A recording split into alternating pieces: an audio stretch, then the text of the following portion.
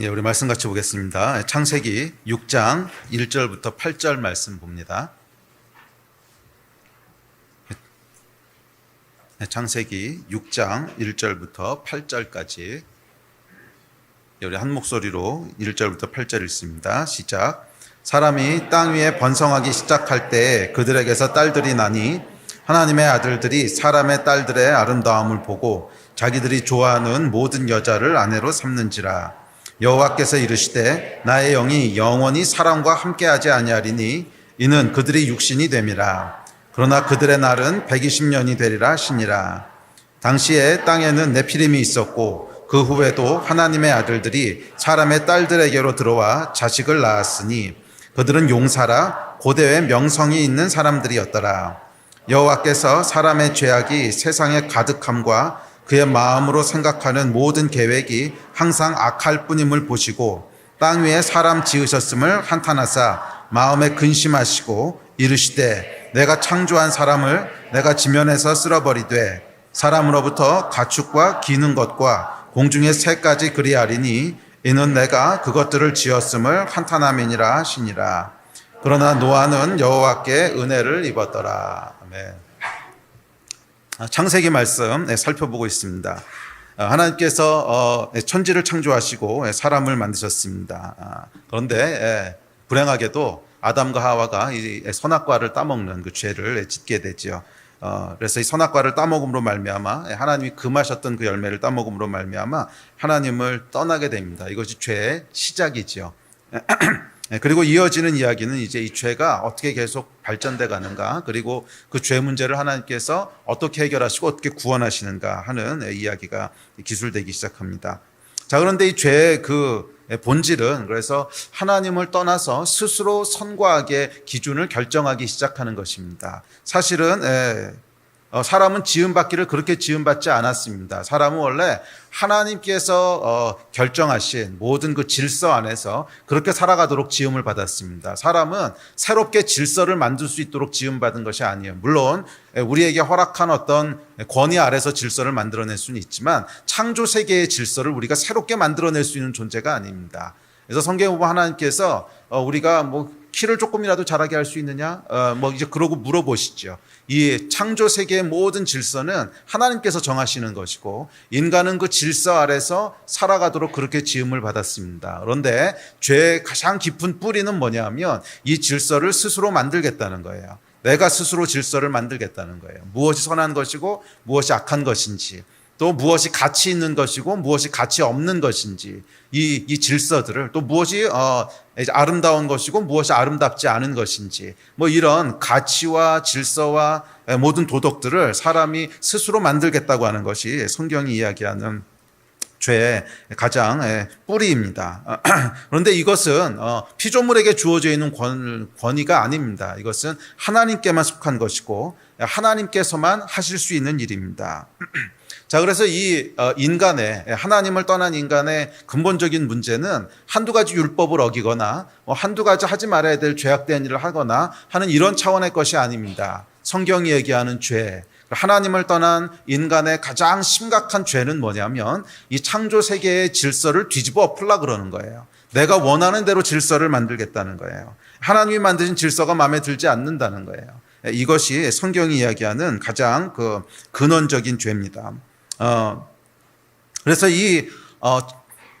처음에 아담과 하와가 선악과를 따먹을 때는 그것이 어떤 결과를 가져올지는 아마 전부 다 몰랐을 거예요. 그냥 단순한 호기심으로 또는 단순한 반항심으로 그렇게 행했을지 모르겠어요. 그런데 그 이어지는 이야기들을 보면 정말 충격적이고 비극적인 이야기들이 쭉 이어집니다. 우리 지난번에 살펴봤지만 형제 간에 서로 죽이는, 서로 죽인 게 아니지 일방적으로 죽였지만 가인이 아벨을 죽이는 그런 끔찍한 이야기로부터 시작해서 이어지는 전쟁과 학살과 이런 이야기들이 쭉 이어지게 됩니다. 자, 그래서 오늘은 지난번에 우리 살펴봤던 가인과 아벨의 이야기부터 시작해서 노아의 이야기까지 살펴보려고 합니다. 이 창세기 6장 오늘 읽으신 본문은 사실은 이제 노아의 이야기로 들어가는 서론입니다. 노아의 이야기는 심판에 대한 이야기죠. 노아의 홍수를 통해서 하나님이 어떻게 심판하시는가, 그리고 그 심판 가운데 어떻게 구원하시는가 하는 것이 노아의 이야기의 가장 중심된 이야기인데, 이 노아의 이야기로 들어가는 배경이 되는 이야기입니다. 왜 하나님께서 심판을 결정하시게 됐는가? 이 심판의 근거는 무엇인가 하는 노아의 이야기의 서론에 해당하는 얘기입니다. 그래서 오늘부터 시작해서 한 2번, 길면 한 3번 정도에 걸쳐서 노아를 중심으로 창세기 말씀을 살펴보려고 합니다. 그런데 노아의 이야기는 방금도 말씀드렸지만 크게 3가지 주제를 다루고 있습니다. 하나는 뭐냐면 인간의 죄가 왜 심판받을 수 없는 지경까지 갔는가, 그리고 하나님께서 심판하시겠다고 하는 죄의 그 본질적인 건 뭔가, 이 죄, 그러니까 인간의 죄가 관영하게 됐다는, 요번에 나온 개역개정, 요번은 아니죠. 이건 최근에 번역된 개역개정에는 약간 다르게 번역이 되어 있는데, 옛날 번역에는 죄가 관영했다고 번역하거든요. 죄가 관영했다. 이건 뭐냐 하면 편만하게 퍼졌다, 이런 뜻이죠. 그래서 세상의 죄가 편만하게 퍼지게 된 그 이야기. 2번째는 하나님의 심판. 그리고 3번째는 하나님의 구원. 그 이야기가 노아의 이야기입니다. 그래서 오늘은 그 중에서 이 죄가 퍼지게 된 이야기, 그리고 하나님께서 심판하실 수밖에 없게 되는 그 이야기에 대한 것들을 살펴보고, 다음번에는 이어서 구원에 대한 이야기를 함께 살펴보려고 합니다. 오늘 본문 이제 6장 1절부터 8절까지 말씀을 읽었는데, 아마 이것은 성경을 읽기 시작하다가 제일 처음 이렇게 멈추게 되는, 이게 무슨 말이지 하고 의문을 품게 되는, 많은 분들이 아마 그렇게 멈추게 되는 구절일 거예요. 사람의 아들들은 뭐고, 이 하나님의 아들들은 뭐고, 땅에 네피림이 있었다는데 이건 또 뭐요? 그래서 우리 끼니 묵상할 때도 이 말씀 가지고 물어보시는 분들이 있었어요, 저한테. 사람의 아들들은 뭐고 하나님의 딸들은 뭡니까? 갑자기 뜬금없이 네피림이라는 게 나오는데 이건 도대체 누굽니까? 이런 거 물어보시는 분들이 있었는데, 그래서 사실은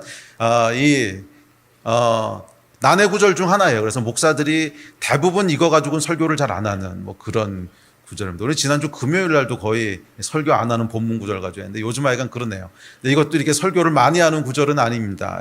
난해 구절이고 여러 가지 해석들이 가능하기 때문에 어떤 한 가지 해석만 가지고 이게 절대적인 겁니다, 이렇게 말하기가 참 어려운 이제 그런 부분입니다. 그래서 내가 이 말씀들을 통해서 오늘 저에게 주시는 메시지들을 한번 살펴보려고 합니다. 자, 그런데 먼저 이런 난해 구절들, 이해하기 어려운 구절들을 만났을 때는 우리가 취해야 될 태도가 있습니다. 그 태도는 뭐냐면 모르겠는 건 그냥 모르겠는 대로 두고 넘어가시라는 거예요. 성경의 모든 말씀들을 다 이해할 수 있다고 생각하지 말라는 거예요. 성경은 여러분, 사람이 자기의 지혜로 쓴 책이 아니라 하나님께서 계시하여 주신 책입니다. 계시하여 주셨다고 하는 것은 다 이해하고 쓴 게 아니라는 거예요. 그러니까 이 성경을 기록한 사람도 다 이해하고 쓴 것이 아니라 그냥 하나님이 보여주신 대로 기록한 거예요. 그래서 이 하나님은 우리보다 크신 분이시기 때문에 당연히 계시에는 이해할 수 없는 부분들이 포함되어 있습니다. 제가 늘상 하는 얘기지만 다 이해할 수 없다면 우리가 하나님을 만들었지 하나님이 우리를 만들었겠어요? 하나님이 우리보다 크신 분이라고 하는 것은, 하나님이 우리를 창조하셨다고 하는 것은 우리가 다 이해할 수 없는 부분들이 분명히 있다는 거예요. 그래서 성경을 읽다가 이해할 수 없는 부분이 나오시면 그냥 최선을 다해서 무슨 말인지 연구해 보시고, 그래도 모르겠으면 이거는 지금은 때가 아닌가 보다, 아니면 이건 계시에 속한 영역이기 때문에 우리가 알 수 없는 부분인가 보다, 그렇게 하고 넘어가셔야지, 이것을 너무 막 억지로 해석하게 하려다 보면 실수를 저지르게 됩니다. 그래서 성경을 대하는 우리의 태도는 겸손함이 좀 있어야 돼요. 겸손함이 있어야 돼요. 하나님께서 계시하여 주신 것이기 때문에 이해할 수 없는 부분이 분명히 있습니다 하는 태도를 가지고 성경을 대하셔야지, 모든 걸 내가 다 이해할 수 있다, 이게 굉장한 교만이에요. 그러면 내 생각으로 하나님을 만들어낸 거지 그 하나님이 우리를 만드셨겠냐고. 그잖아요. 우리가 아이들하고 대화를 하더라도 아이들이 다 이해할 수 없는 말이 있잖아요. 어른이 되기 전까지는 이해할 수 없는 얘기들. 그래서 야, 그건 네가 이 다음에 커보면 알아, 이렇게 얘기할 수밖에 없는 부분들이 있지요. 이 아이하고 어른의 차이만 해도 다 이해할 수 없는 부분들이 존재하는데, 하나님과 사람의 차이에 이해할 수 없는 부분이 왜 존재하지 않겠어요? 하나님과 사람의 사이에는 분명히 어떻게 보면 이해할 수 있는 것보다 이해할 수 없는 부분들이 훨씬 더 많아야 정상이지요. 하나님과 사람인데. 하나님과 사람인데. 그래서 그 차이로 인해서 이해할 수 없는 부분들이 분명히 있습니다. 그래서 성경을 읽으시다가 이해할 수 없는 부분들이 나오면 그냥 이거는 이해할 수 없는 어떤 계시적인 부분인가 보다. 그렇게 겸손하게 대하셔야지 그것을 붙잡고 이렇게 억지로 뭐 하려고 하지 마시기를 바랍니다. 자, 근데 더군다나 이 노아의 홍수 이전에 있었던 일들에 대해서는 노아의 홍수 이전이 어땠는지 사실 우리가 아는 것보다 모르는 게 더 많잖아요. 일단 사람들이 1000년 가까이 살았어요. 지난번에도 말씀드렸지만 태조 왕건이랑 있었던 사람이 이승만 대통령하고 악수하고 이제 세상 떠나시는 거거든요. 그러니까 엄청나게 긴 시간을 살았다고요. 그러니까 인간이 어떻게 그렇게 긴 시간을 살 수 있는지, 그리고 그렇게 긴 시간을 살았던 사람들이 과연 육체적으로 우리하고 똑같았을지 이것도 잘 모르는 거잖아요. 또 지구의 환경이 지금하고는 분명히 달랐을 거예요. 지금하고는 분명히 달랐을 거예요. 노아의 홍수 때문에 창조과학 하시는 분들이 말씀하시는 것에 의하면 노아의 홍수로 인해서 오존층이 파괴됐다고 하죠. 그래서 수명이 급격하게 줄어들기 시작했다고 하는데, 그래서 궁창 위에 물이 있었다고 기록되어 있거든요. 그런데 지금은 궁창 위에 물이 없잖아요. 그러니까 궁창 위에 물이라고 하는 것은 하늘에 떠 있는 어떤 물, 그러니까 수증기층이 있었다는 건데, 그것이 지구를 어떤 상태로 기후가 어땠을지, 상황이 어땠을지 이런 거 우리가 잘 모르는 거예요. 그래서 노아의 홍수 이전에는 우리가 아는 것보다 모르는 것이 훨씬 많다고 하는 것을 좀 여러분들이 고려를 하셔야 됩니다. 그래서 네피림이라고 하는 존재들이 갑자기 등장하는데 이것도 사실은 어떤 존재들인지 우리가 잘 몰라요. 그런데 이 네피림이라고 하는 것은 유대인들은 거인이라고 번역을 합니다. 그래서 나중에 보면 이 모세의 때 가나안 땅 정탐하러 들어가죠, 여호수아랑. 근데 들어갔더니 거기에는 거인들이 살고 있는데 마치 네피림 같다 이렇게 얘기하죠. 그래서 네피림이다 이렇게 얘기하지는 않는데 네피림 같은 거인들이 있다 그러죠. 그래서 유대인들에게 네피림이라고 하는 사람들은 이제 거인이라고 인식되어 있는 사람들입니다. 그런데 사실 이 사람들이 어떤 존재였는지는 우리는 잘 몰라요. 홍수 이전이기 때문에. 사실 여러분, 홍수 이후에 태어난 사람들은요, 노아라고 하는 한 사람으로부터 새롭게 시작된 이제 그런 종족들입니다. 근데 여러분, 그래서 제가 재미로 생각해 봤어요. 제가 강아지 되게 좋아하잖아요. 개를 되게 좋아하는데, 개들은 같은 개들인데 사이즈 차이가 되게 큽니다. 큰 개들은 막 이따만한 개들도 있고 작은 개들은 요따만한 개도 있어요. 그런데 이게 DNA가 다 같은 개거든요. DNA가 같은 그냥 개인데 그런데도 큰 개도 있고 작은 개도 있죠. 사람도 여러분 마찬가지인 거 아십니까? 사람의 사이즈도 인종에 따라서 굉장히 차이가 많이 나는 거 아십니까? 그냥 여러분들은 사람이면 다 똑같은 사람이라고 생각하시지만 사람도 그 안에 굉장한 다양한 인종들이 있잖아요. 그래서 제가 찾아봤어요. 지구상에서 제일 큰 인종은 어떤 사람들이고 제일 작은 인종은 어떤 사람들일까? 그랬더니 가장 큰 인종 중에 하나가 이제 네덜란드 사람들이더라고. 근데 이 네덜란드 사람들은요, 별로 중요한 얘기가 아닌데 이런 거 할 때만 눈이 반짝반짝하죠. 이 네덜란드 사람들은 남자의 평균 신장이 183이에요. 굉장히 크죠. 제일 작은 종족은 어딘가 찾아봤더니 인도네시아더라고요. 인도네시아는 158이에요. 그러니까 이 차이가 거의 한 16% 정도 차이가 납니다. 그러니까 인도네시아 사람들보다 네덜란드 사람들이 평균적으로 한 16% 정도가 더 큰 거예요. 그렇다면 홍수 이전에 네덜란드 사람들보다 한 16% 정도만 큰 사람들이 큰 사람의 어떤 인종이 있었을 거라고 생각하는 게 그렇게 이상한 추측은 아니잖아요. 우리는 노아라고 하는 특별한 인종으로부터만 물려받은 사람들인데 그 전에 노아 말고 조금 더 덩치가 큰 인종들이 살았을지 어떻게 알아요? 그래서 제가 계산을 해봤어요. 네덜란드 사람으로부터 16%가 크면 어떻게 되나? 218cm입니다. 200. 그러니까 이 사람들이 평균 신장이 한 210 조금 넘는다는 거예요. 210 조금 넘는 사람들인데 이 같은 인종 안에서 개인차가 있습니다. 어떤 사람 조그맣고 어떤 사람 크고 그러잖아요. 제가 개인차를 대충 살펴봤더니 25%에서 30% 정도 차이가 나요. 큰 사람하고 작은 사람의 차이가. 그러면은 210에서 한 25% 30% 크면 거의 3m 가까운 사람들이 있었다는 거예요. 그러니까 이거는 조금만 생각해 보면 거인이라고 하는 게 그런 사람들이 어디 있어요? 이게 아니라 홍수 이전의 상황들을 우리가 모르잖아요. 그리고 우리는 여러 종의 사람들 중에서 여러 인종의 사람들 중에서 노아라고 하는 특별한 인종으로부터 쫙 그냥 물려받아서 태어난 사람들이라서 사이즈가 요렇지만 그 전에 노아보다 조금 더 큰 인종들이 살았을 때 어떻게 하냐는 거야.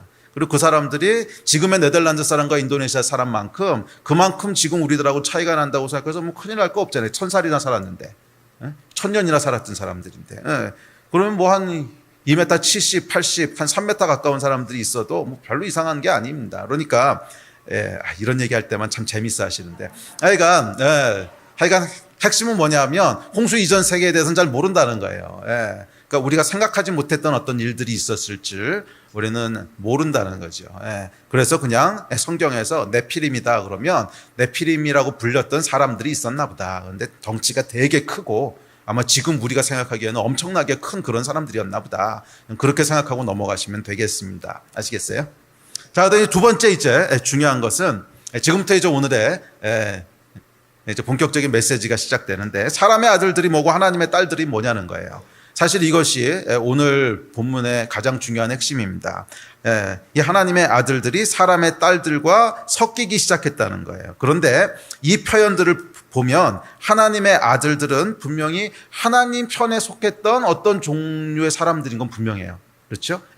그러니까 하나님의 아들들이라고 표현을 했겠죠. 하나님 편에 섰던 영적인 사람들이었을 것이고 사람의 딸들은 그 표현상 분명히 하나님과 거리를 두고 살았던 사람들이었을 거예요. 혹자는 얘기하기를 이제 어떤 주석에 보면 사람의 딸들이라고 하는 건 그냥 사람이고 하나님의 아들들이라고 하는 것은 뭐 천사다, 타락한 천사다 이렇게 해석하는 주석들도 있습니다. 꽤 많은 주석들이 그렇게 해석을 하는데 저는 여기에는 동의할 수가 없습니다. 동의하지 못하는 이유가 뭐냐면 이 창세기 1장부터 쭉쭉 이어지는 이 하나님의 아들과 사람의 딸들이 사람의 딸들의 아름다움을 보고 자기들이 좋아하는 모든 여자들 아내로 삼고 어쩌고저쩌고 나오는데 그것의 결론이 뭐냐면 그래서 5절에 하나님께서 사람의 죄악이 세상에 가득함을 보시고 이렇게 하고 결론이 납니다. 그래서 심판하시는 거거든요. 그래서 이 죄악이 가득해서 심판하시게 되는 이유를 지금 설명하는 게 6장 1절부터 5, 6, 7, 8까지 쭉쭉 이어지는 얘기입니다. 그렇죠? 그런데 5절에 보면 분명히 뭐라 되어 있냐면 사람의 죄악이 땅에 가득했다 그랬어요. 그러면 하나님의 아들들이 천사면 천사가 타락해서 죄를 졌는데 왜 5절에서는 사람의 죄악이 가득하다 그러겠어요? 그럴 거면 천사의 죄악이 가득하다 그러든지 땅의 죄악이 가득하다 그러든지 그렇게 써야 되는 거 아니야. 그런데 5절에서 뭐라고 못 박았냐 하면 사람의 죄악이 가득한 것을 보시고 이렇게 얘기하거든요. 하나님께서. 그러니까 그 얘기는 뭐냐면 하나님의 아들들이 누군지는 모르겠지만 하여간 사람이라는 거예요. 동의하십니까? 아니 상식적으로 생각하자고. 이 하나님의 아들들이 어떤 주석가들이 얘기하는 것처럼 천사라면 천사가 타락해서 죄를 졌는데 왜 사람의 죄악이 가득하다 그러겠냐고. 그렇게 말하는 게 앞뒤가 안 맞잖아요.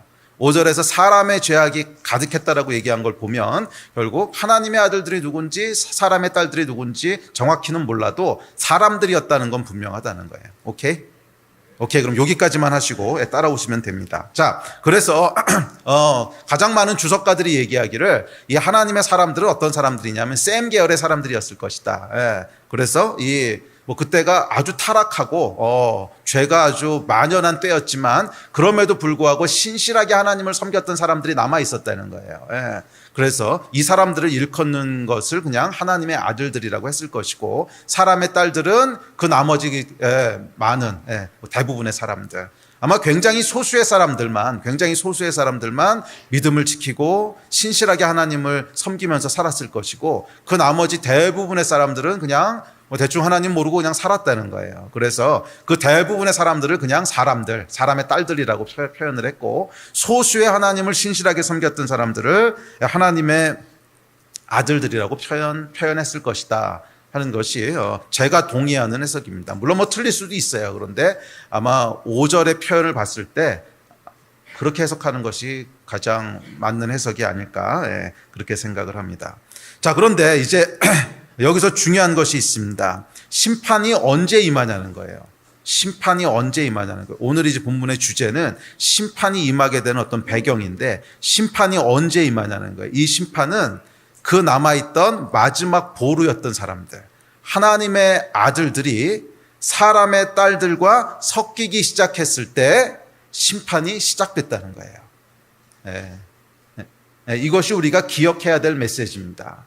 하나님께서는 최후의 보루가 무너질 때 결국 심판을 보내신다는 거예요. 최후의 보루가.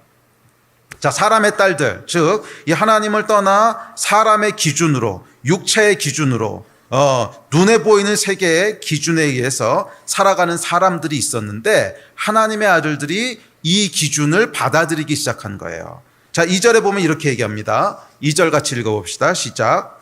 하나님의 아들들이 사람의 딸들의 아름다움을 보고 자기들이 좋아하는 모든 여자를 아내로 삼은지라. 자, 여기 보면 하나님의 아들들이 사람의 딸들의 아름다움을 보고 아내로 삼았대요. 자, 무엇을 기준으로 아내를 선택했습니까? 사람의 딸들의 아름다움을 기준으로 아내를 선택했어요. 아내를 선택하는 기준이 뭐였냐면 눈에 보이는 기준들이었다는 거예요. 사람의 딸들이 가지고 있는 기준, 눈에 보이는 외모 또는 눈에 보이는 어떤 능력 또는 그 사람이 가지고 있는 어떤 것들, 이런 것들을 기준으로 해서 아내를 선택했다는 거예요. 외모, 보이는 세계의 기준, 무엇이 아름답고 무엇이 아름답지 않은 것인지, 무엇이 평생 같이 할 만큼 가치 있는 것이고 무엇이 가치 없는 것인지. 아내를 선택할 때 여러분 아무렇게나 선택하지 않잖아요. 어쨌거나 그 사람이 가지고 있는 어떤 가치가 있으니까 선택을 하시잖아요. 이 사람은 평생 함께 할 만큼 그런 존재야 라고 하는 내 안에 가치가 있단 말이에요.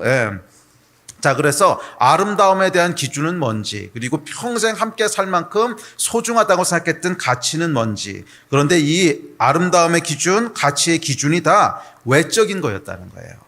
눈에 보이는 것들이라는 거예요. 보이는 세계에 속한 기준이었다는 거예요. 그런데 하나님께서는 여러분 어떻게 아름다움과 가치의 기준을 보시는지 아십니까?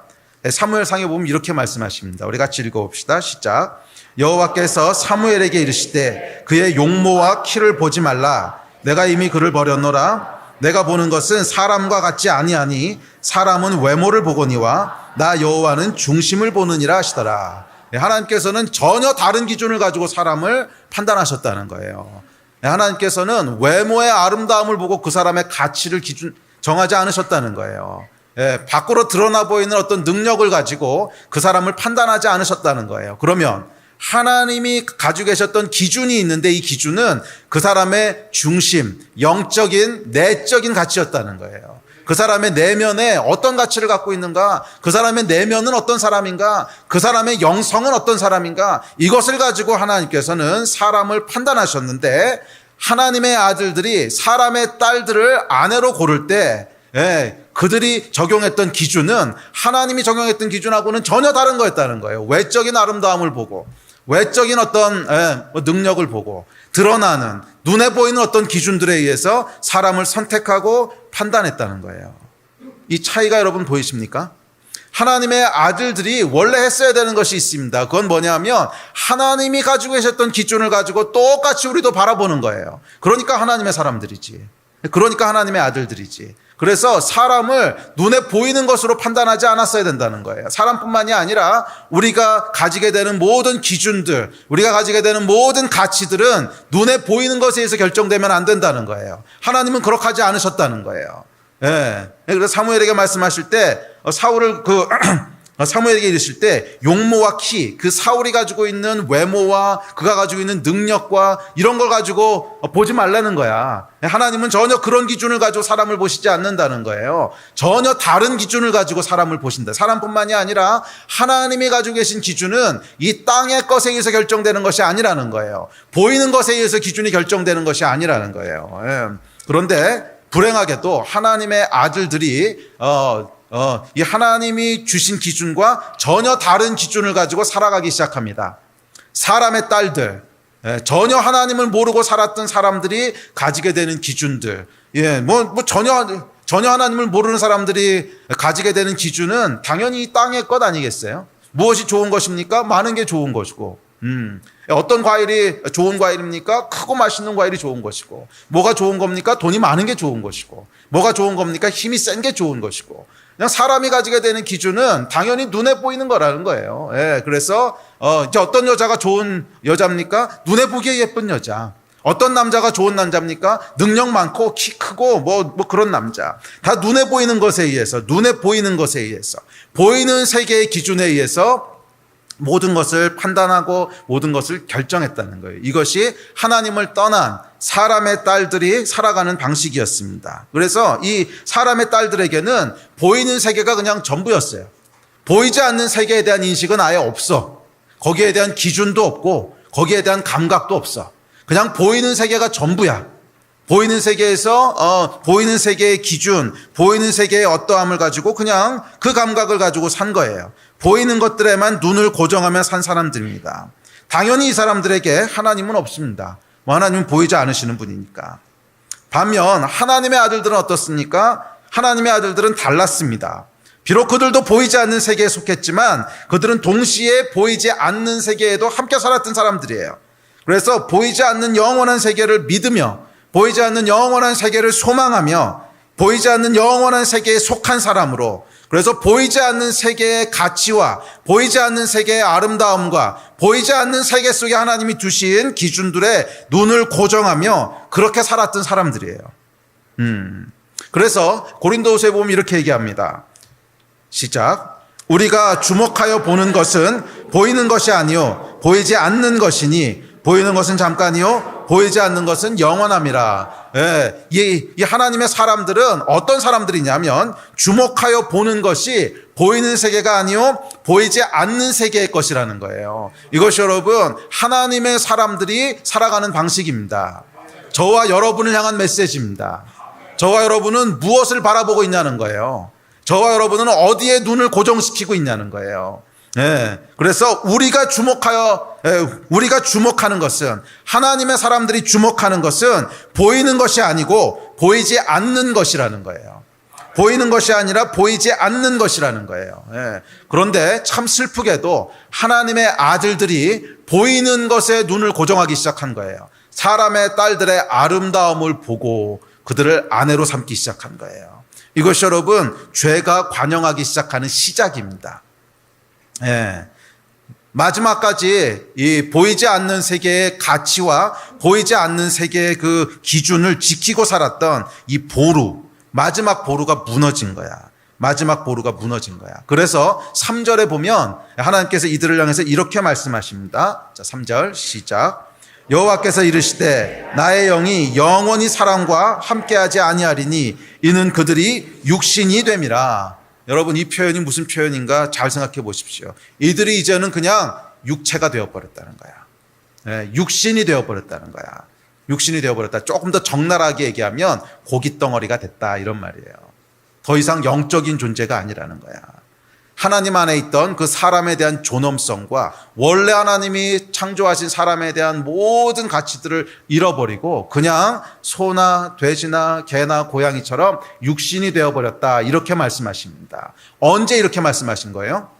하나님의 아들들이 사람의 딸들의 기준을 받아들이기 시작했을 때, 즉 그들이 바라보는 것이 우리가 보는 것은 보이는 것이 아니요 보이지 않는 것이니라고 분명히 얘기했는데, 하나님의 아들들이 보이는 것에 눈을 두기 시작했을 때, 보이지 않는 것에서부터 눈을 거둬서 보이는 것을 바라보기 시작했을 때, 그래서 보이지 않는 세계의 영원한 가치를 따라가는 것이 아니라 보이지 않는 세계의 가치를 따라가기 시작했을 때, 그래서 보이는 세계의 아름다움과 보이는 세계의 기준과 보이는 세계의 힘과 보이는 세계의 능력과 이 보이는 세계에 느껴지고 만져지는 것, 그것이 전부라고 생각하면서 살아가기 시작했을 때 하나님이 그들을 향해서 뭐라고 말씀하시냐면 육신이 되어버렸다 이렇게 말씀하셨어요. 육신이 되어버렸다 말씀하셨어요. 저와 여러분은 하나님 앞에서 육신입니까? 아니면 하나님의 아들들입니까? 이게 오늘 던져지는 질문이에요. 저와 여러분은 무엇을 바라보고 있습니까? 저와 여러분은 무엇을 바라보고 있습니까? 우리가 주목하는 것은, 우리가 바라보는 것은 보이는 것이 아니요 보이지 않는 것이라고 분명히 성경이 못 박아 얘기했는데, 오늘 하나님의 사람들이 과연 무엇을 바라보고 있냐는 거예요. 보이는 것을 바라보고 있습니까? 아니면 보이지 않는 것을 바라보고 있습니까? 네, 이것이 창세기 6장이 우리에게 던지고 있는 도전입니다. 참 두려운 것은 노아의 때에 심판이 임하기 직전의 상황이 이거였다는 거예요. 뭐 사람의 딸들이야 원래부터 하나님 모르고 살았으니까 그렇게 사는 거 당연한 거지. 그런데 하나님의 아들들 말이야, 믿음을 지키고 있던 이 최후의 보루들 말이야, 이 사람들을 향해서 하나님께서 육신이 되어버렸다 말씀하시는 거예요. 오늘날도 여러분 똑같은 원리, 똑같은 영적인 원리가 있습니다. 원래 하나님을 모르고 사는 사람들이야 뭐 하나님을 모르는데 어쩌겠어요. 당연히 보이는 것이 전부라고 생각하고 살아가지. 뭐 그거야 어떡하겠어. 뭐 그냥 내추럴리 원래 그런 거예요. 그런데 문제는 열쇠를 갖고 있는 사람들은 누구냐 하면 하나님을 아는 사람들이야. 열쇠를 갖고 있는 사람들은 하나님을 아는 사람들이야. 이 하나님의 아들들이 최후의 보루라는 거예요. 최후의 보루라는 거예요. 그들이 무엇을 바라보고 있냐는 거야. 눈에 보이는 것을 바라보고 있습니까? 눈에 보이지 않는 것을 바라보고 있습니까? 그들의 가치는 눈에 보이지 않는 것에 있습니까? 아니면 눈에 보이는 것에 있습니까?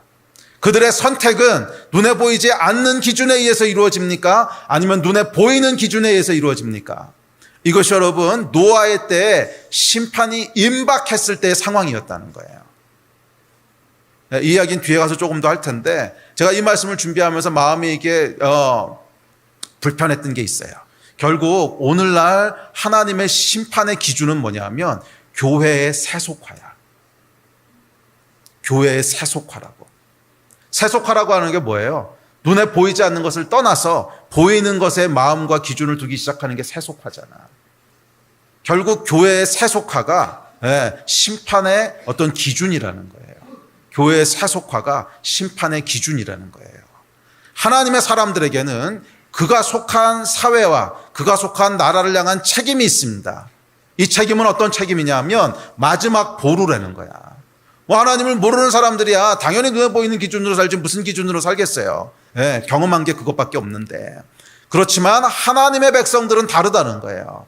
저와 여러분은 경험한 것이 다르고 들은 것이 다르고 우리가 본 것이 다르다는 거야. 이 하나님의 사람들이 과연 보이지 않는 영원한 세계의 기준과 보이지 않는 영원한 세계의 가치를 계속 지키고 갈 수 있냐는 거야. 이것을 상실했을 때, 그래서 세속화되기 시작했을 때, 돈의 원리에 의해서 움직이기 시작하고 힘의 원리에 의해서 움직이기 시작하고 눈에 보이는 것의 원리에 의해서 움직이기 시작했을 때 하나님의 심판이 시작됐다는 거예요. 저와 여러분은 무엇을 기준으로 살아가고 계십니까? 무엇이 여러분의 선택의 기준입니까? 무엇이 여러분의 인생에 추구하는 본질입니까? 여러분은 육신입니까? 아니면 영입니까? 육신입니까? 영입니까? 이 이야기는 뒤에 가서 조금 더 할게요. 자, 이렇게 되자 어떻게 됩니까? 이어지는 4절입니다. 4절 시작.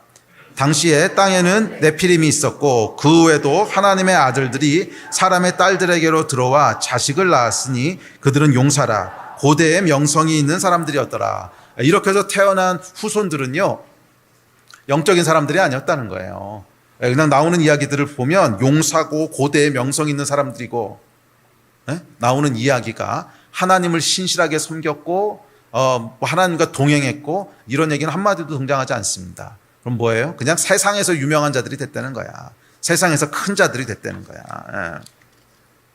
이 하나님의 사람들이, 하나님의 아들들이 하늘의 기준들을 상실하고 세속화되기 시작하면 그 후손들은 그냥 세속화된 후손들이 나온다는 거예요. 그 후손들은 세속화된 후손들이 나온다는 거예요. 자, 이 마지막 결론이 뭐냐면 5절입니다. 자, 5절 시작. 여호와께서 사람의 죄악이 세상에 가득함과 그의 마음으로 생각하는 모든 계획이 항상 악할 뿐임을 보시고. 자, 이것이 하나님의 아들들과 사람의 딸들의 이야기에 대한 결론입니다. 그래서 제가 아까도 얘기했지만 사람의 죄악이 가득한 거예요. 천사의 죄악이 아닙니다. 사람의 죄악이 가득하게 됐다는 거예요. 땅에 관영하게 됐다는 거예요. 마음으로 생각하는 모든 계획이 항상 악할 뿐이라는 거예요. 왜냐하면 여러분 인간의 마음은 보이는 세계를 추구할 때 선하게 작동할 수가 없기 때문에 그래요. 그렇게 지음받지를 않았어요. 인간의 마음은 잘 생각해 보세요. 인간의 마음은 보이는 세계에 꽂히기 시작하면 인간의 마음이 보이는 세계의 가치를 추구하기 시작하면 절대로 선할 수가 없다는 거예요. 그것은 그냥 인간이 지음받은 방식이에요. 예. 그래서 꼭 예수를 믿는 사람뿐만이 아니라 인간의 마음을 깊게 고찰했던 사람들은 모두 동일한 깨달음을 얻습니다. 뭐 불교의 석가도, 힌두의 고승들도 인간의 마음이 물질 세계의 것들을 추구하기 시작할 때 결코 선할 수 없다고 하는 것을 깨달았어요. 이것은 여러분 무슨 신앙이 있어야만 되고 계시가 있어야만 되는 것이 아니라 우리의 마음을 잘 고찰해 보면 누구나 알 수 있는 결론이라는 거예요. 인간의 마음은 잘 기억하십시오. 인간의 마음은 눈에 보이는 것을 따라가기 시작하면, 눈에 보이는 것들을 바라보기 시작하면, 눈에 보이는 것들을 추구하기 시작하면 절대로 선하게 작동할 수 없다는 거예요. 이것은 모든 마음을 고찰했던 사람들의 동일한 결론이에요. 그래서 석가는 뭐예요? 결국 이 세상적인 모든 욕심들을 끊고 떠나라 뭐 이런 거고, 뭐 힌두의 고승들도 그래서 저기 산에 들어가 살고 이러는 게 왜 그래? 보니까 세상에 있는 것들의 마음을 뺏기기 시작하면 절대로 선하게 작동할 수 없다는 걸 보는 거야. 그것이 여러분 인간의 마음입니다. 그래서 성경도 이 이야기를 하고 있습니다. 성경이 이 이야기를 하고 있어요. 다음 구절 시작. 돈을 사랑함이 일만하게 뿌리가 되나니 이것을 탐내는 자들은 미혹을 받아 믿음에서 떠나 많은 근심으로써 자기를 찔러도다. 자, 여기 보면 돈을 사랑하는 것이 결국 모든 악의 뿌리라는 거예요. 뭐예요? 돈이라고 하는 것은 눈에 보이는 세계의 가장 대표적인 존재지요. 눈에 보이는 눈에 보이는 세계의 모든 성취와 목표는 돈으로 집약됩니다. 그래서 이 인간의 마음이 돈에 꽂히면 이건 뭐예요? 보이는 세계의 것들에 꽂히면 이런 뜻이지. 꼭 그냥 문자적으로 돈뿐만이 아니라 이 돈은 뭐야? 보이는 세계의 것들을 내가 누릴 수 있는 권리와 능력들을 주는 게 돈이잖아. 그래서 돈을 왜 사랑하는 거예요? 보이는 세계의 것들을 취하고 싶어서 사랑하는 것이지. 그래서 보이는 세계, 물질 세계에 인간의 마음이 꽂히면 모든 악의 뿌리가 그거라는 거예요. 거기서부터 악이 나오기 시작한다는 거야. 절대로 선하게 작동할 수 없다는 거야. 뭐 길게 설명하지 않아도 여러분 우리가 이미 내 마음을 봐서 알고 있는 거 아니에요? 이 세상 것에 어떤 욕심을 내기 시작하면, 돈에 욕심을 내기 시작하면 결국 다른 것들이 꼬이기 시작하는 거 여러분 지난 삶을 통해서 다 경험하신 거 아니에요? 돈에 욕심을 내기 시작하면 가족 간의 관계에도 문제가 생기고 이웃하고도 문제가 생기고 하여간 삶에 여러 가지 부작용이 생기는 거 여러분 다 경험해 보시면서 여기까지 오신 거잖아. 그게 왜 그래요? 인간의 마음이 원래 그런 거야. 눈에 보이는 것을 추구하도록 지음받은 게 아니에요. 하나님께서 우리의 마음은 영혼을 사모하는 것으로 주셨어요. 하늘의 것들에 우리 마음에 꽂히고 하늘의 것들을 추구하기 위해서 마음을 주셨어요. 그래서 우리의 마음은 절대로 이 땅의 것에 꽂히면 안 돼요. 우리의 마음이 땅의 것에 꽂히는 순간, 거기서부터 뭐가 나오는 거예요? 악이 나오기 시작하는 거예요. 이 이야기하고 이원론하고 헷갈리지 마십시오. 이원론하고 이 하늘의 것에 꽂힌다고 하는 것은 전혀 다른 차원의 얘기인데, 이건 제가 다음번에 조금 더 자세히 설명을 할게요.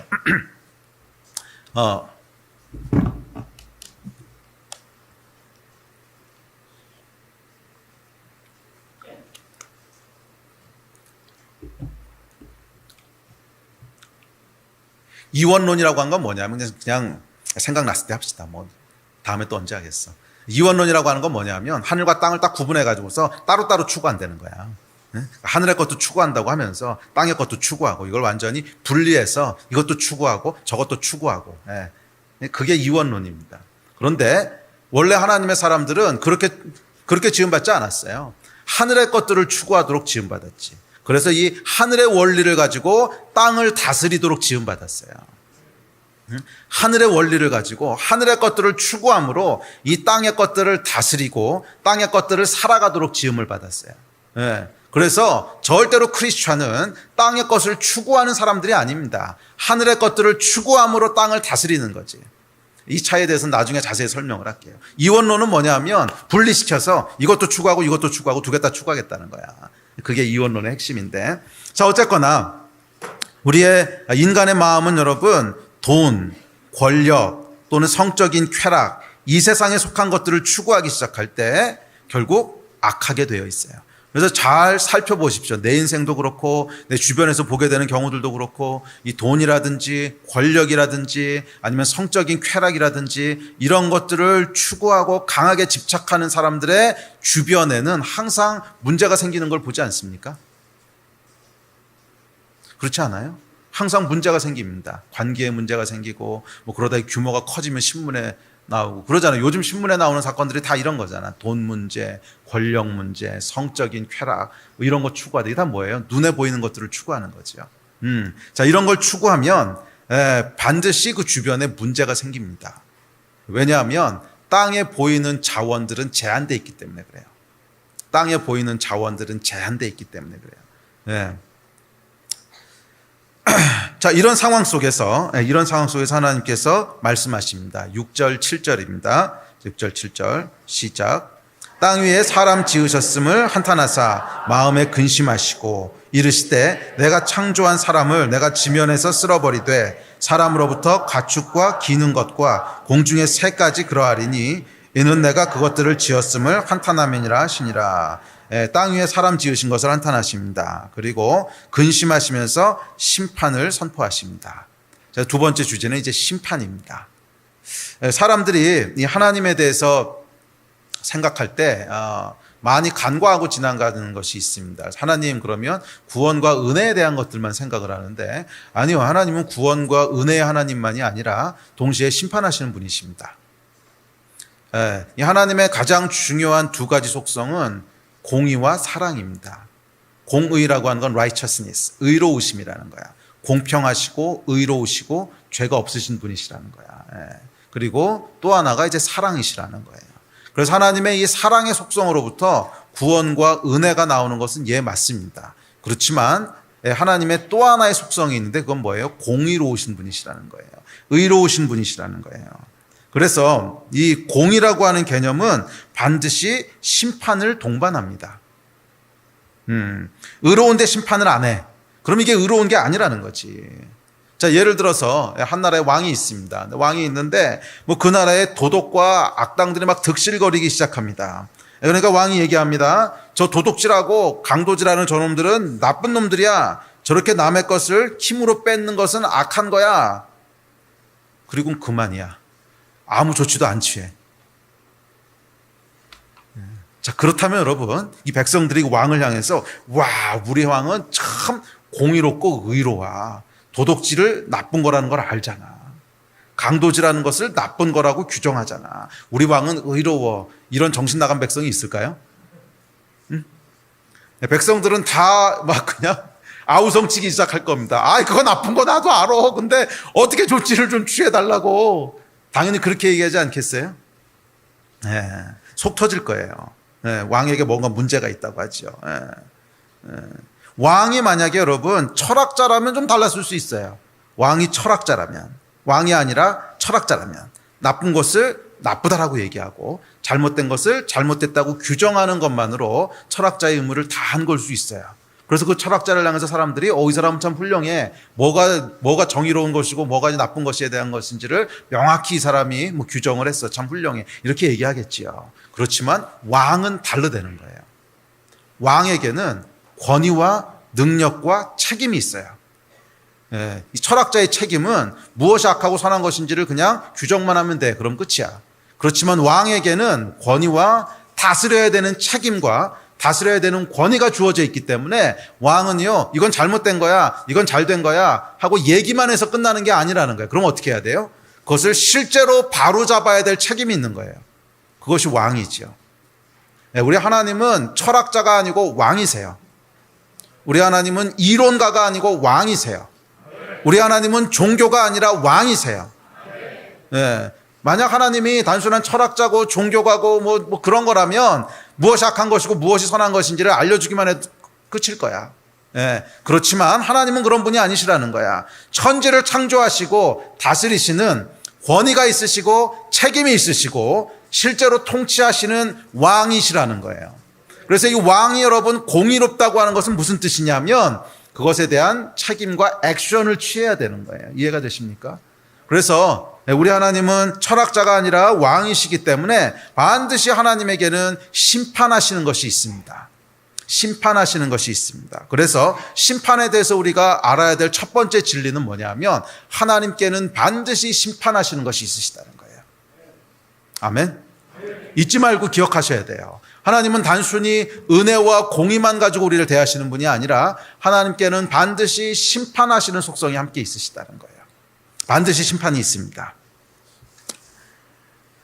두 번째 특징이 있습니다. 심판의 두 번째 특징은 하나님은 심판을 하시는데 오래 참으신다는 거예요. 성경은 이렇게 얘기합니다. 자, 시작. 여호와께서 그의 앞으로 지나시며 선포하시되 여호와라 여호와라 자비롭고 은혜롭고 노하기를 더디하고 인자와 진실이 많은 하나님이라.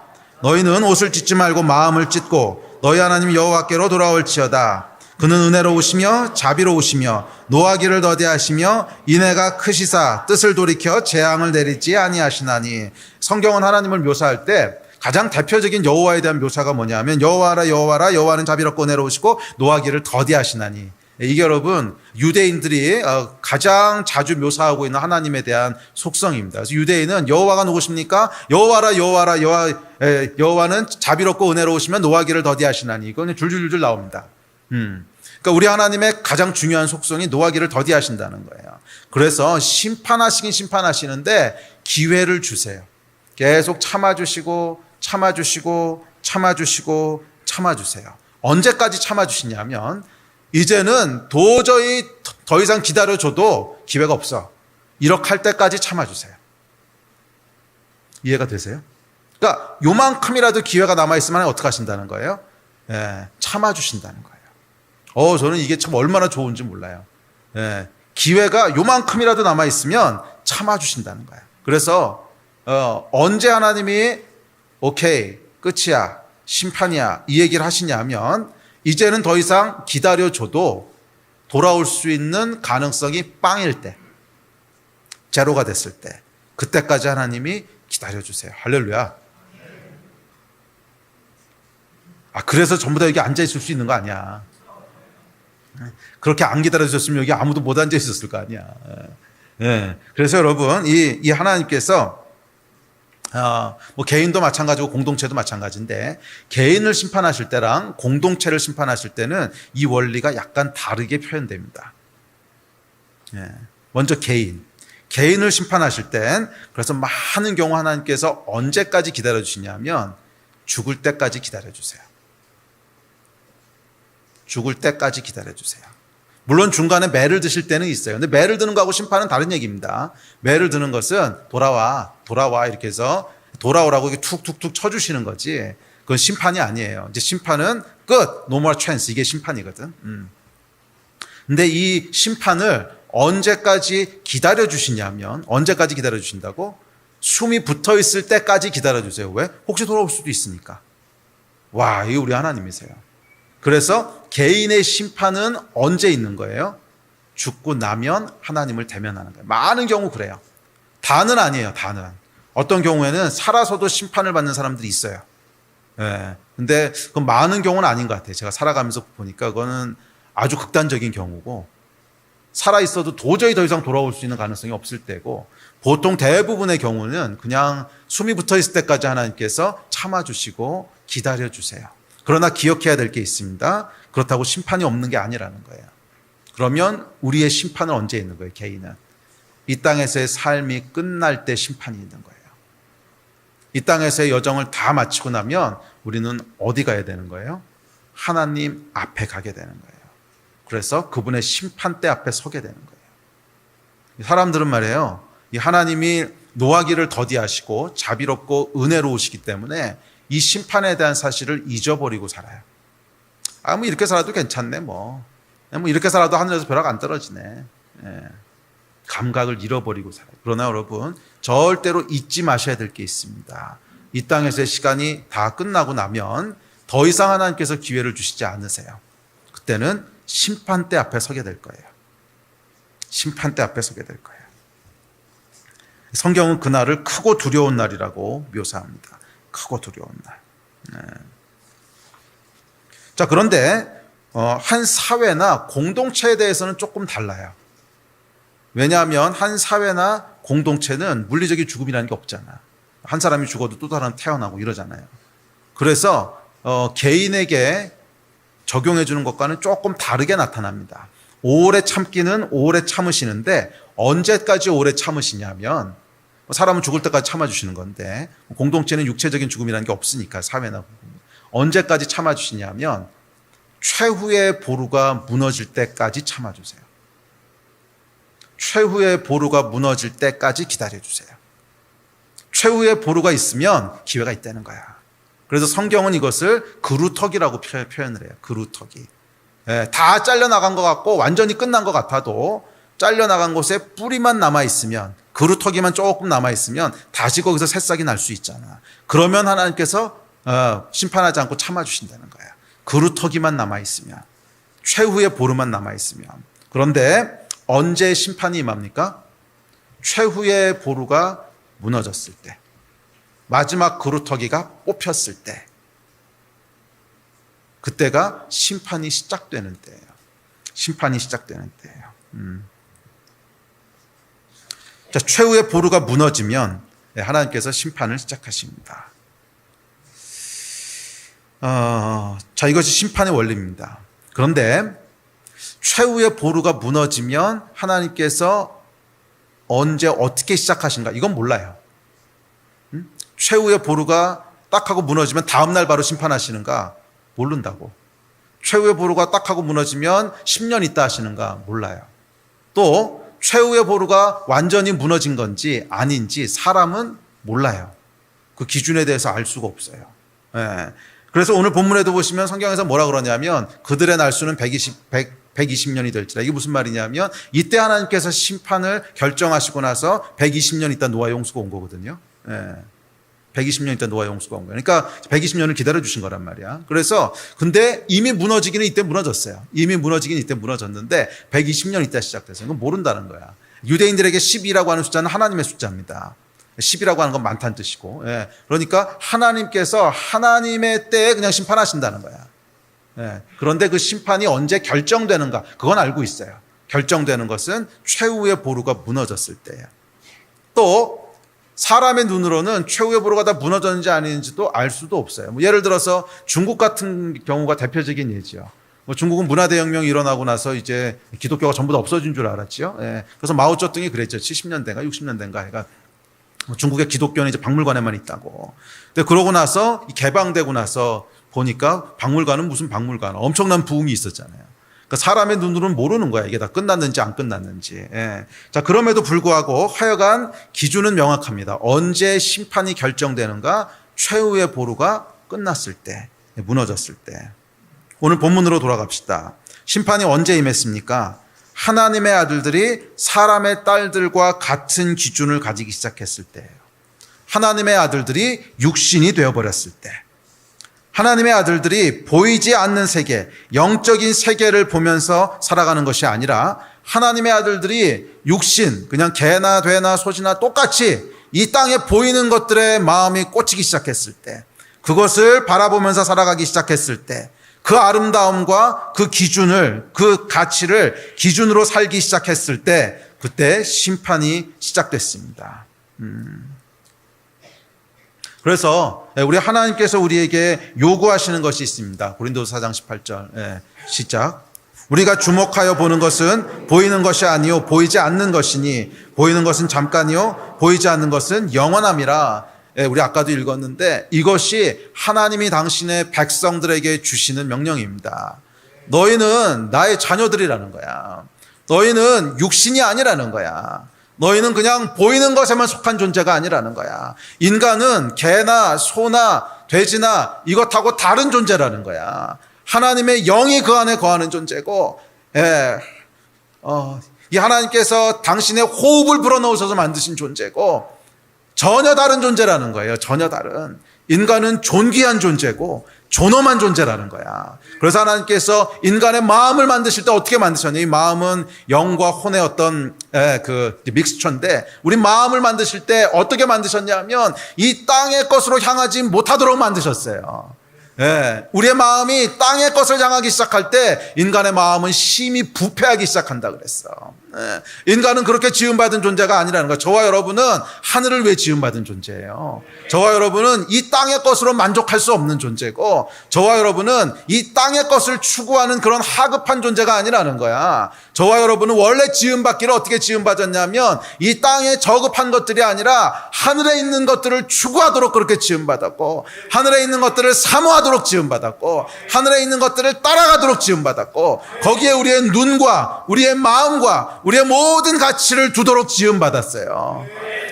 예? 그것은 여러분 이 땅의 원리하고는 다른 원리예요. 이 땅의 원리하고는 다른 원리야. 이 땅의 원리는 힘을 추구하고 쾌락을 추구하고 자기 육신이 만족하는 것을 추구하지만, 하늘의 원리는 전혀 다른 원리예요. 예수님께서 오셔서 보여주셨잖아. 비록 모든 권리와 모든 힘이 있으신 분이셨지만 자기 생명을 내어주시고 자기를 위해서 살지 않으시고 사랑하시고 죽기까지 희생하시고, 인간은 여러분 전혀 다른 기준을 가지고 살아가도록 지음받았어요. 이 땅에 속한 기준이 아니야. 땅에 속한 기준이라고 하는 것은 눈에 보이는 것들을 취하고 싶어하는, 눈에 보이는 것들을 추구하는, 그걸 위해 지음받지 않았다는 거야. 하나님의 아들들은 하늘의 것들을 바라보도록 지음받은 줄 믿습니다.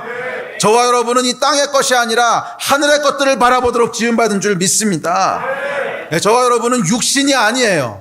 저와 여러분은 육신이 아니에요. 우리는 하나님의 영으로 지음받은, 하나님의 형상으로 지음받은 하나님께 속한 자들이에요. 이 땅의 것들을 바라보지 마십시오. 이 땅의 것들을 추구하지 마십시오. 그것은 인간을 그냥 육신으로 만들어버리고 인간에 있는 모든 존엄성들을 다 말살시켜버리는, 정말 하나님께서 가증하게 여기시는 일이에요. 이 땅의 것들을 여러분 추구하지 마십시오. 인간의 마음은 땅의 것을 위해서 지음받은 것이 아니에요. 그것을 추구하기 시작할 때 우리 마음은 부패하기 시작할 거고, 이 부패한 마음은 우리의 삶을 파괴해요. 우리의 삶만 파괴하는 것이 아니라 이 땅을 파괴하기 시작할 거고, 이 땅을 무질서와 전쟁과 고통으로 집어넣게 된다는 거예요. 땅의 것이 아니라 하늘의 것들을 바라보고 하늘의 것들을 추구하시는 저와 여러분이 되시기를 축복합니다. 우리 예배팀 나오십시오.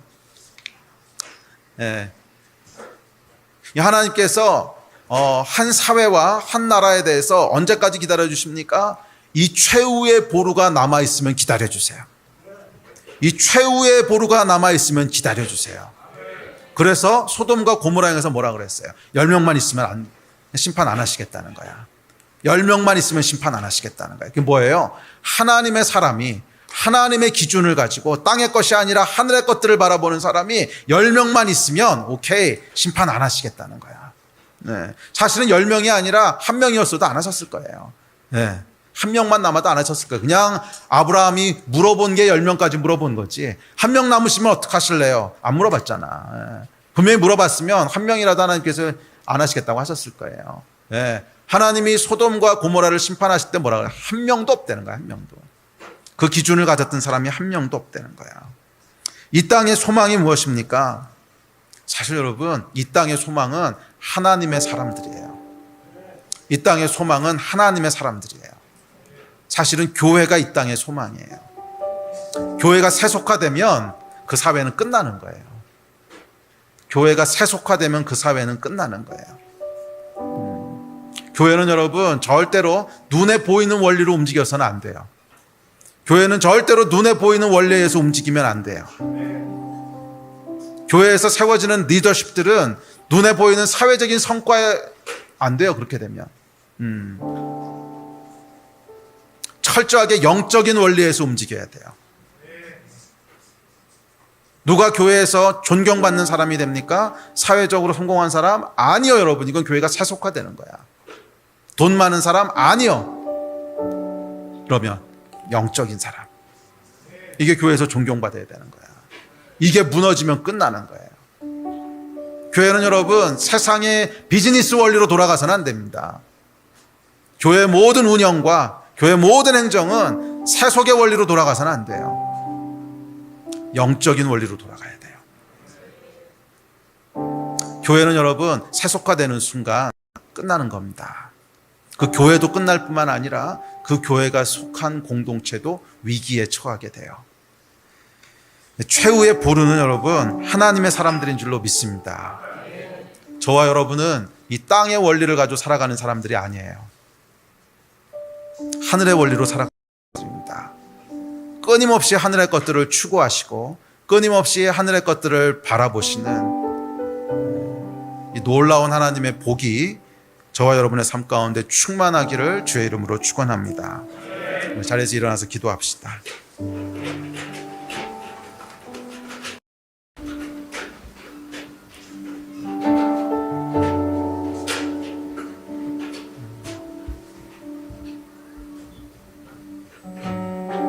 이 예배에 우리 다시 한번 우리의 마음을 새롭게 합시다.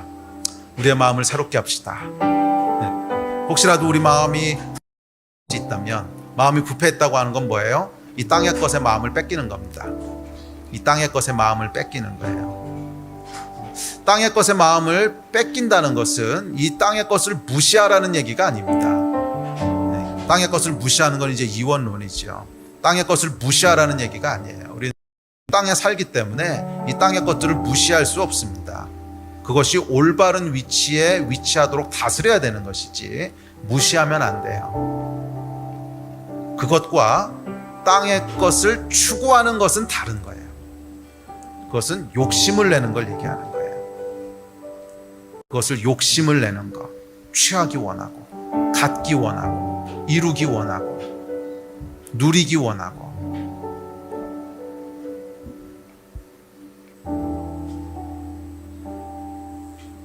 아니 여러분, 하나님의 사람들은 그렇게 하기 시작하면 끝나는 겁니다. 교회는 그렇게 하기 시작하면 끝나는 거예요. 우리는 이 땅의 것에 마음을 빼앗기면 안 돼요. 땅의 것에 마음을 빼앗기면 안 돼요. 영원한 하늘의 것들을 바라보십시오. 그것을 추구하십시오. 이 일을 위해서 우리 좀 기도합시다. 혹시라도 우리 마음 가운데 땅의 것에 빼앗겼던 마음들이 있다면 오늘 하나님 앞에서 돌이킵시다. 하나님, 우리의 눈을 다시 한번 하늘에 고정합니다. 보이는 것이 아니라 보이지 않는 것에 의해서 살겠습니다. 보이는 것이 아니라 믿음으로 살겠습니다.